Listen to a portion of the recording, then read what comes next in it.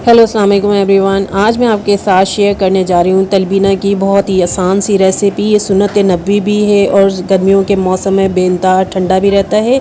एक अच्छे ब्रेकफास्ट के तौर पर जो है आप इसको ज़रूर ट्राई करिएगा।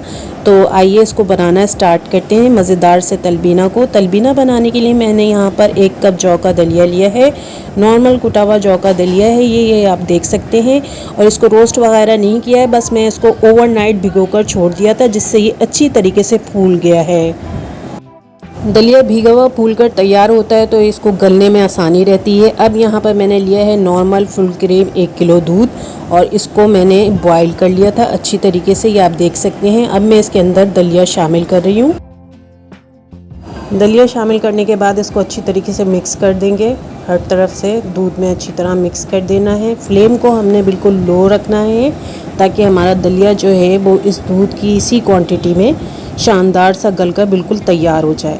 तो इसलिए लो फ्लेम पर हम इसको पकाएंगे।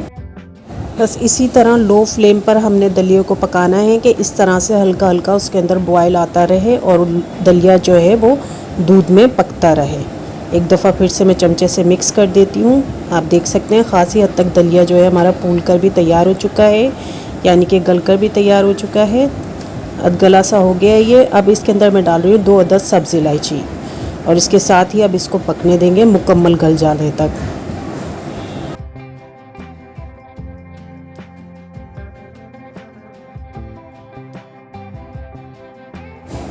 यहाँ पर आप देख सकते हैं कि दलिया हमारा शानदार सा पककर बिल्कुल तैयार हो चुका है, और ये शानदार तौर पर गल भी चुका है। बिल्कुल तैयार है दलिया। यहाँ पर अब मैं इसके अंदर शामिल करूँगी चीनी। तो चीनी मैंने यहाँ पर 1 कप ली है। आप अपने टेस्ट के अकॉर्डिंग कम या ज़्यादा ले सकते हैं।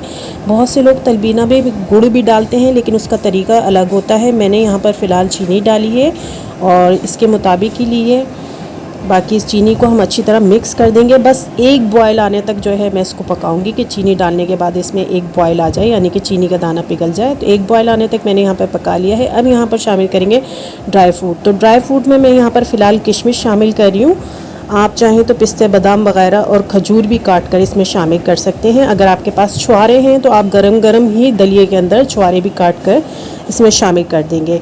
नहीं तो अगर सॉफ्ट वाली खजूरें हैं तो वो फिर ठंडा होने के बाद जो है उसको गार्निशिंग के तौर पर ले सकते हैं। तो यहाँ पर ठंडा होने के बाद जो है मैंने इसको निकाल लिया है सर्व करने के लिए।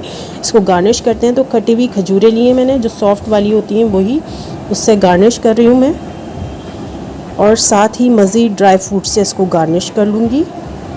यहाँ पर बादाम भी बारीक काट कर मैंने इस पर डाले हैं, और साथ ही मैं इसमें डालूँगी पिस्ता। आप अपनी मर्ज़ी के मुताबिक ड्राई फ्रूट्स इसमें शामिल कर सकते हैं। ये गर्मियों के मौसम में बेइंतहा ठंडा रहता है और हेल्दी भी है। उम्मीद है आपको तलबीना की आसान सी ये रेसिपी पसंद आई होगी। अगर पसंद आई है तो इसे लाइक एंड शेयर ज़रूर कीजिएगा। साथ ही मेरे चैनल को ज़रूर सब्सक्राइब कीजिएगा। Thank you so much and अल्लाह हाफिज़।